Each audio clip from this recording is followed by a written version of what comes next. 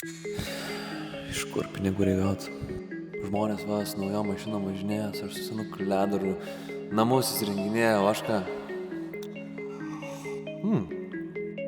Pala, paguglinsiu, nieks per galvą tai neduos.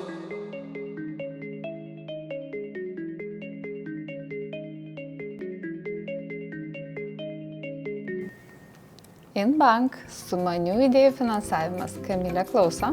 Sveiki, kaip suprantu, čia pataikiau, tai norėčiau pasiskolinti pinigų. Žinoma, kam norėtumėte pasiskolinti, ką pirksite? Tai dabar didžiausias noras. Pradžiai būtų automobilis. Mes turime paskolą automobiliui. Suma iki 20 000, o įsimokėjimo terminas net iki 8 metų. O jeigu reikėtų, pavyzdžiui, dar būstui ten pasiremontuoti kažką, pasitvarkyti? Tam yra skirta būsto remonto paskola. Suma iki 20 000 ir į tuos pinigus galit panaudoti meistram, baldam ar kitiem poreikiam remontui. Tai čia viskas paprastai skamba visai. Tai gerai, o kaip man reikėtų viską užsipildyti, kad galėčiau išspręsti šitos reikalus? Užeikite į bank.lt, kur rasite ir šias, ir vartojimo paskolą, spauskite privatiem ir pildykite paraišką.